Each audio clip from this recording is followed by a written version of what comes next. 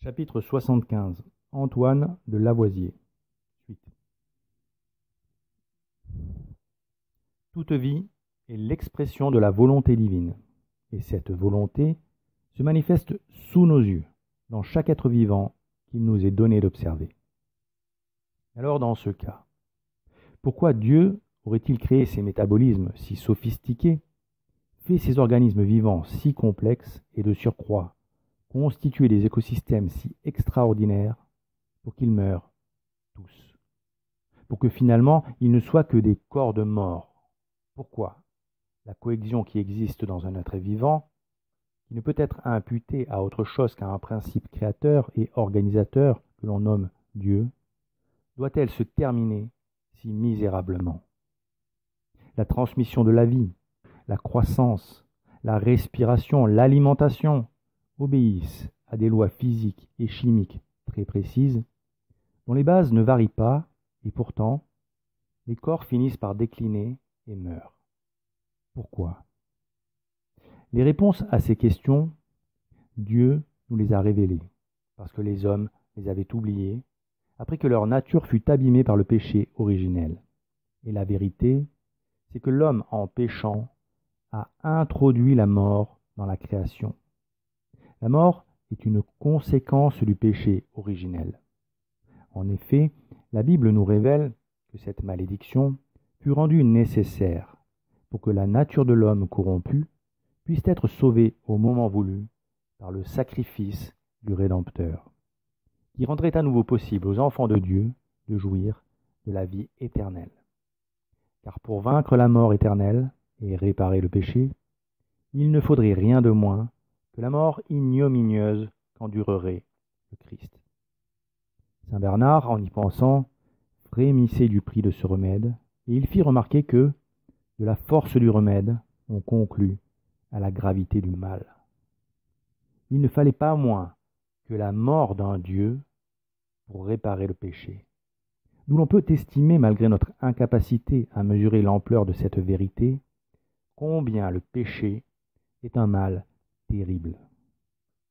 La mort doit être comprise comme l'expression de la miséricorde divine, et non comme une punition cruelle, parce que la mort a permis la rédemption des âmes et permettra, au jour de la résurrection, une régénération du corps de ceux que le juge céleste aura placés à sa droite, pour les récompenser de s'être battus contre le péché, comme de vrais soldats du Christ. L'âme des justes, purifiée de toute trace du péché, pourra se réunir à son corps glorieux ressuscité, quand l'âme des damnés sera condamnée à réintégrer son corps de mort pour endurer les peines éternelles. Sans la mort, l'homme eût été condamné à rester en état de péché pour l'éternité, et à ne jamais pouvoir être uni à Dieu, car la tache du péché originel ne pouvait être lavée que par le sacrifice du Fils. C'est pour cette raison que Dieu empêcha l'homme de manger du fruit de l'arbre de la vie éternelle, afin qu'il ne restât pas pour l'éternité en état de péché. Dans la Genèse, Moïse nous a transmis le récit du péché originel et l'action divine qui empêcha que l'homme ne se condamnât à une immortalité dans cet état par une transgression supplémentaire. Voilà Adam, devenu comme l'un de nous, sachant le bien et le mal.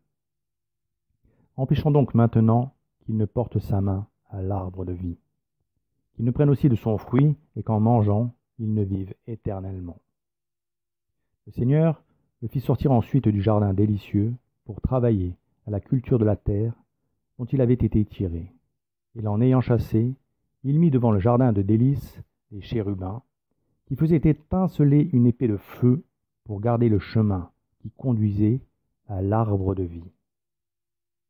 Cette image saisissante des chérubins, gardant l'arbre de vie, rappelle les chérubins gardant l'arche d'alliance dans le Saint des Saints du temple de Salomon.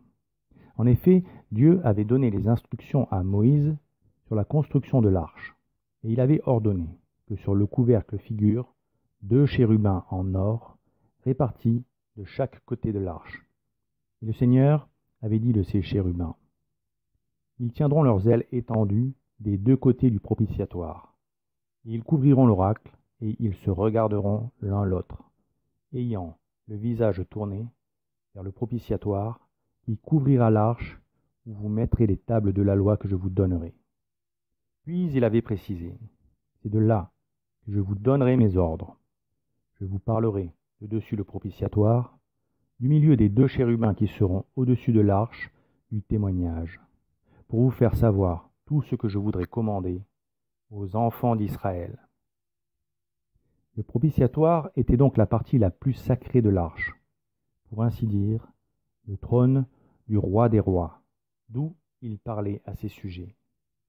Et dans le temple, ce saint des saints était protégé par des chérubins, comme l'arbre de vie le fut aussi par des chérubins. Or, l'arbre de vie ne manque pas de nous faire penser au Christ, car son corps mystique est souvent comparé à un arbre, dont la sève est la charité, qui nourrit chacun de ses membres. Et Dieu, quand il apparut à Moïse sur le mont Horeb, pour lui signifier sa vocation, n'avait-il pas pris la forme d'un buisson? Les pères de l'Église ont vu dans ce buisson ardent la seconde personne de la Sainte Trinité. Le père Rabban Mor, dans l'interprétation qu'il fit d'un verset de l'Évangile selon saint Matthieu, qui raconte comment dans la synagogue notre Seigneur guérit un homme qui avait une main desséchée, donna une interprétation de cette guérison qui ressemble à celle de saint Jérôme et de saint Ambroise, et qui nous montre une analogie entre le Christ et l'arbre de la vie éternelle. Cet homme, qui avait la main desséchée, représente, dit saint Ambroise, l'humanité, qui, ayant porté la main au fruit défendu, l'avait vu se dessécher. Elle ne peut être guérie que par celui qui a étendu ses mains sur l'arbre de la croix. Et pour que cette main soit guérie, il faut qu'elle s'étende vers l'arbre vivifiant de la croix, qu'elle cueille le fruit de la croix, qu'elle reçoive sur elle le sang du Sauveur, qu'elle se laisse percer par les clous qui ont transpercé les mains du Sauveur, afin qu'elle ne revienne plus à l'arbre de la concupiscence, qui est irrémédiablement stérile. Pour la guérir pleinement, Jésus-Christ ordonne de l'étendre, car l'aridité de l'âme ne peut mieux être guérie que par la largeur de l'aumône. Cet homme avait gardé vivante la main gauche, qui représente l'amour de soi. Le Sauveur, venant sur terre, rend aussi vivante la main droite et l'aide à répandre libéralement ce qu'elle amassait avidement jusque-là. Vous, qui croyez avoir la main saine, dit saint Ambroise, craignez qu'elle ne soit contractée par l'avarice, l'impiété. Étendez-la souvent. C'est là un remède que l'on emploie partout. Étendez-la à ce pauvre qui vous supplie. Étendez-la pour assister votre prochain, pour porter secours à la veuve, pour arracher à l'injustice celui qui en est la victime. Étendez-la vers Dieu pour obtenir la rémission de vos péchés. C'est en l'étendant ainsi qu'elle sera guérie. Jéroboam, sacrifiant aux idoles, avait vu sa main droite se contracter, et quand il se mit à prier Dieu, il put l'étendre à nouveau. Le pauvre, à qui l'on tend la main, est évidemment le Christ, selon les paroles mêmes de notre Sauveur, qui expliqua que ce que l'on donne aux pauvres, c'est à lui qu'on le donne. Pour saint Jérôme, jusqu'à l'avènement du Sauveur, la main demeura desséchée dans la synagogue, parce qu'elle était incapable d'accomplir les œuvres de Dieu. Et le Christ rendit l'usage de cette main à ceux qui embrassèrent la foi. Le père Rabban Mor voit dans cet homme à la main desséchée le genre humain, qui par Adam a tendu sa main vers le fruit défendu.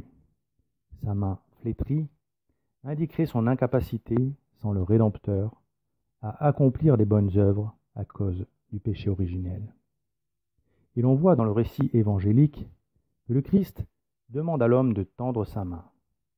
On imagine alors l'homme faisant face à notre Seigneur et tendant la main vers lui plein d'espoir, croyant fermement que le Christ allait le guérir. Et le miracle a lieu. La main tendue vers notre Seigneur Jésus-Christ est guérie. Et c'est comme une allégorie, car la main tendue vers le fruit défendu apporte la flétrissure, et la main tendue vers le Christ, au contraire, est guérie par la volonté de notre Seigneur Jésus-Christ. Par sa main, Adam, coupable, avait attrapé le fruit défendu et avait apporté la mort aux hommes. Et Dieu l'avait chassé du paradis, pour qu'il ne tendît pas cette main flétrie vers le fruit de la vie éternelle, afin que l'homme ne mangeât pas de ce fruit sans être en état de grâce. Puis, pour réparer les péchés des hommes et leur ouvrir le chemin vers le ciel, la main innocente du Christ, étendue et clouée sur l'arbre mortel de la croix, donna aux hommes la possibilité de goûter aux fruits de la vie éternelle. Et lors de la Sainte Messe, ce Christ souffrant, outragé et si mal aimé, offre par les mains du prêtre qui nous donne la Sainte Communion, la Sainte Hostie, qui est comme un fruit de l'arbre de vie. En effet, lors de la Sainte Messe, le Christ s'offre et revit sa passion, car Dieu est en dehors du temps.